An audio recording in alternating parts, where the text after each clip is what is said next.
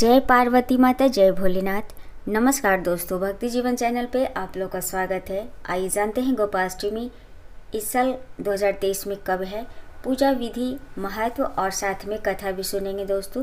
तो चलिए शुरू करते हैं। जय श्रीमन नारायण। कार्तिक शुक्ल पक्ष अष्टमी तिथि को गोपाष्टमी के रूप में मनाया जाता है। इस दिन भगवान श्री कृष्ण ने गौचरण लीला आरंभ की थी। पौराणिक मान्यताओं के अनुसार गाय में 33 कोटि देवी देवताओं का वास होता है। गाय की सेवा से पुण्य फल की प्राप्ति होती है। मान्यता है इस दिन पूरे मन से गौ माता की आराधना से जातकों की हर मनोकामना पूर्ण होती है। गोपाष्टमी पूजन विधि जानते हैं।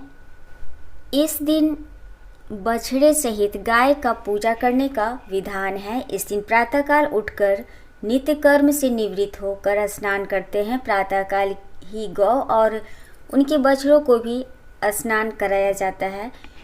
गौ माता के अंगों में मेहंदी, रोली, हल्दी आदि के थापे लगाए जाते हैं। गायों को सजाया जाता है। प्रातःकाल ही धूप, दीप, अक्षत, रोली, गुड़, जलेबी, वस्त्र और जल से गौ माता की पूजा की जाती है और आरती उतारी जाती है। पूजन के बाद गौ ग्रास निकाला जाता है। गौ माता की परिक्रमा की जाती है। परिक्रमा के बाद गौ के साथ कुछ दूर तक चला जाता है।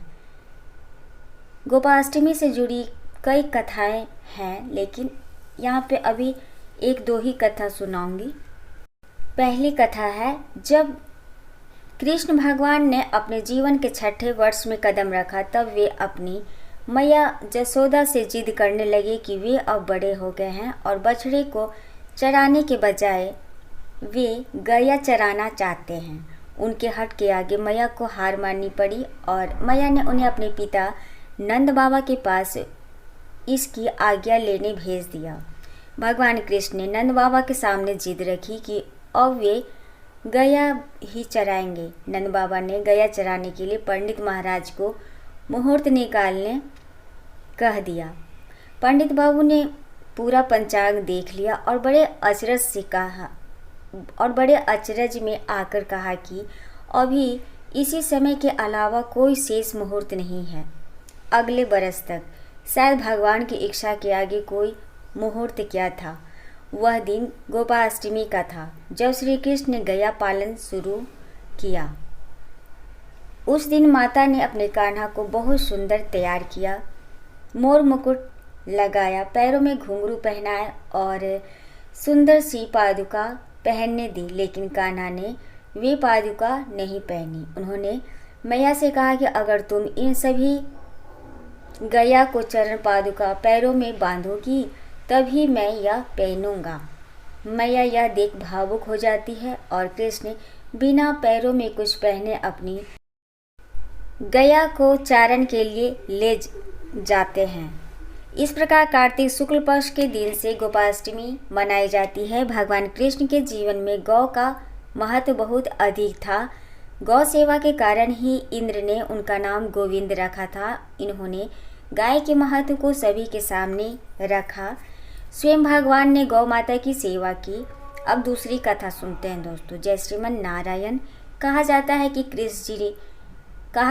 कि कृष्ण जी अपनी सबसे छोटी उंगली से गोवर्धन पर्वत को उठा लिया था, जिसके बाद से उस दिन गोवर्धन पूजा की जाती है। व्रज में इंद्र का प्रकोप इस तरह वर्षा की लगातार बारिश होती रही, जिससे बचाने के लिए कृष्ण जी ने 7 दिन तक पर्वत को अपनी एक उंगली में उठाए रखा था। गोपाष्टमी के दिन ही भगवान इंद्र ने अपनी हार स्वीकार की थी, जिसके बाद श्री कृष्ण ने गोवर्धन पर्वत नीचे रखा था। अब तीसरी कथा सुनते हैं। जय श्रीमन नारायण। गोपाष्टमी से जुड़ी एक बात और ये है कि राधा भी गाय को चराने के लिए वन में जाना चाहती थी, लेकिन लड़की होने की वजह से उन्हें इस बात के लिए कोई हाँ नहीं करता था। जिसके बाद राधा को एक तरकीब सूझी। उन्होंने ग्वाला जैसे कपड़े पहने और वन में श्री कृष्ण के साथ गाय चराने चली गई। श्री कृष्ण जी के हर मंदिर में इस दिन विशेष आयोजन होते हैं। वृंदावन, मथुरा, नाथ द्वारा में कई दिनों पहले से इसकी तैयारी होती है।